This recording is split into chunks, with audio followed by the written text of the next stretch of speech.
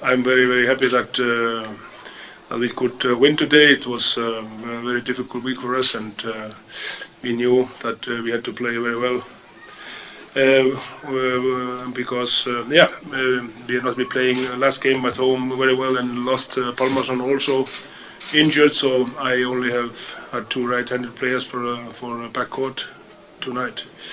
But I was very happy with both of them. They played fantastically, Duniak and Canellas, both of them, Marco Wien also. But it was a very good game from the whole team, I think. And we were very good in defense, I think, good goalkeeping in first half.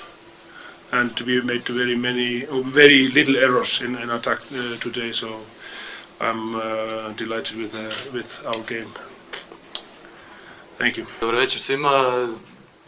Mislim da je trener sve rekao, mislim da smo zasluženo pobijedili, igrali smo dobro u obranu, napadu, zabili smo puno lakih golova i mislim da je to bio ključ za današnju pobjedu.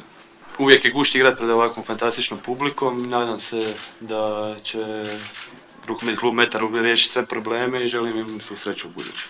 Bili su dominantni, tako da smo imali obranu nedovoljno agresivnu za njih, tako da vidjeli ste da svaka situacija zapravo mirisala na gol, primili su poluvremenu nekoliko vrlo laganih golova, što smo i sami nesmotreni krivi.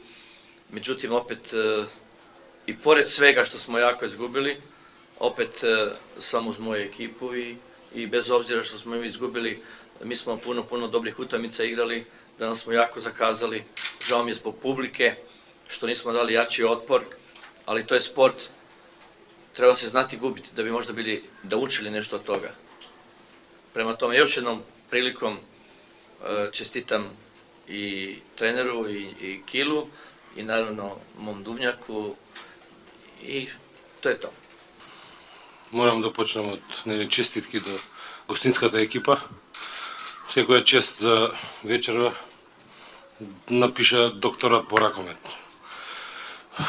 Оне кој познава ракомет и кој беше на трибините, можда беше уживање да се гледа денеска нашиот противник. Наше е да сега следува една пауза од месец дена, да пробаме да исправиме она што го изгубивме во првите 4 надпревари. Немаме бодови, имаме време да се подготвуваме за следниот надпревар. Не очекуваат уште 4 надпревари до полусезоната. Одигравме минатата недела надпревар во кој демонстриравме добра одбрана. Денеска беше спротивното, значи еднаш функционира едно, еднаш друго.